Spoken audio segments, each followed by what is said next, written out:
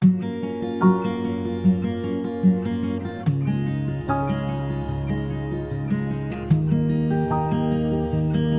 morning, students.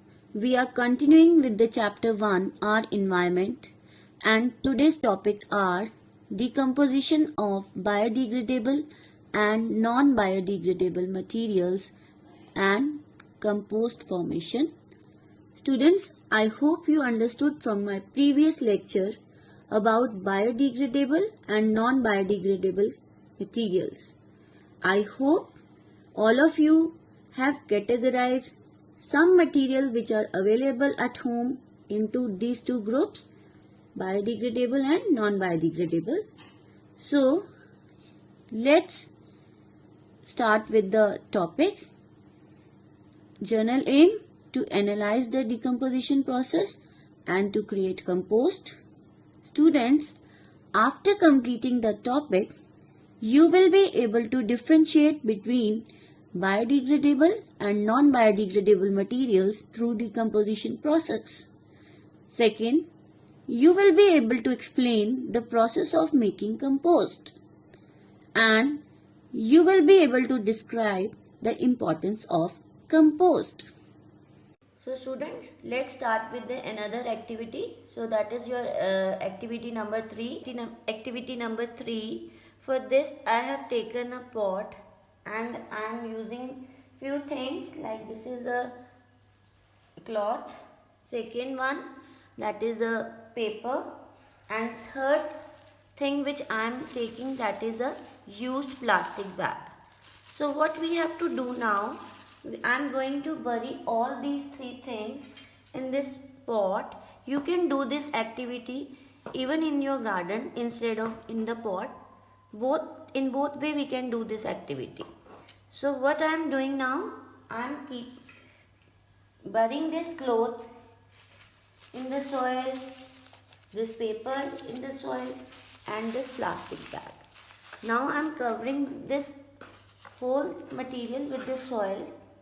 What you will observe after a month, you have to check this pot after a month that paper as well as cloth that will be partially decomposed. Why they have been partially decomposed after a month? Because of action of microorganisms. But plastic, it will not get decomposed. So it means microorganisms, they will not able to break down that plastic. So this is our topic that we are going to study next, that is about biodegradable and non-biodegradable materials. So materials which can be easily broken down, they are called as a biodegradable by the action of bacteria, by the action of microorganisms. Students, it has been cleared from the demonstration about the biodegradable materials and the non-biodegradable materials. Clear? Here are the examples. Fruits, hair, papers, such materials they are called biodegradable, and plastic bags, hardware and bottles, these are the examples of non-biodegradable materials.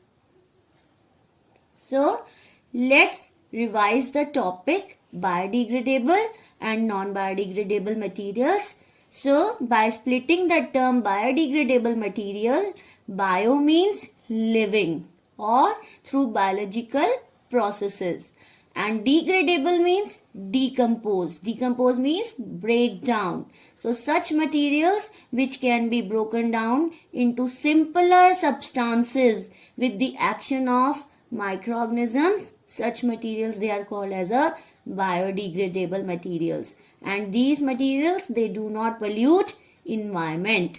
On the other hand, non-biodegradable materials, so materials which are not decomposed, which cannot be broken down into simpler forms by the action of microorganisms, such materials they are called as a non-biodegradable materials, and they always pollute the environment. So beta, this is the activity which you have to perform at home. Here in this picture you can easily see I have made two dustbins. So for this you can take simple paper and give a shape of a dustbin, and you can even color them, one of the bin with green color and other bin with the blue color. So after that making of dustbins, then whatever the things are available in your house of biodegradable things and non-biodegradable things, you can paste it on your notebook. Clear?